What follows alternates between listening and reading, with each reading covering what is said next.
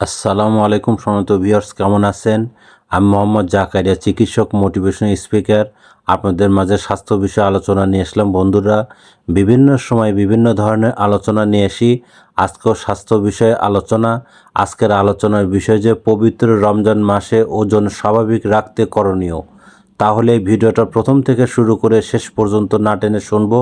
প্রথমে একটি লাইক দিব, সাবস্ক্রাইব করব, নোটিফিকেশন অন করব, পেজে ফলো দিব।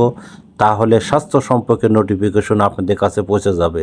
তাহলে বন্ধুরা মনোযোগ দিয়ে শুনুন। পবিত্র রমজান মাসে ওজন স্বাভাবিক রাখতে করণীয় যা করবেন: সেহরিতে পরিণত ভোজন, ইফতারে ফলের জুস, চিরা দই, দুধ, কলা।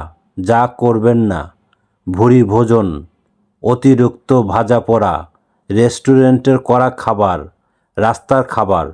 বন্ধুরা, এই নিয়মগুলো আপনারা পালন করতে পারেন। এই নিয়মে চললে কিন্তু আপনারা ওজন স্বাভাবিক রাখতে পারবেন। আর আমাদের ইউটিউব চ্যানেলের মধ্যে ঢুকবেন, বিভিন্ন ধরনের ওজন পার্ট 1, পার্ট 2, পার্ট 3, পার্ট এই ধরনের স্বাস্থ্য অনেক ধরনের ভিডিও পাবেন। আর পরবর্তী কী ধরনের ভিডিও চান আমাদের কমেন্ট বক্সে লিখতে ভুলবেন না।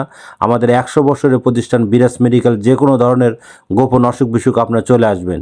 তো বন্ধুরা, এতক্ষণ মনোযোগ সহকারে দেখার জন্য সবাইকে থ্যাংক ইউ, সবাইকে ধন্যবাদ।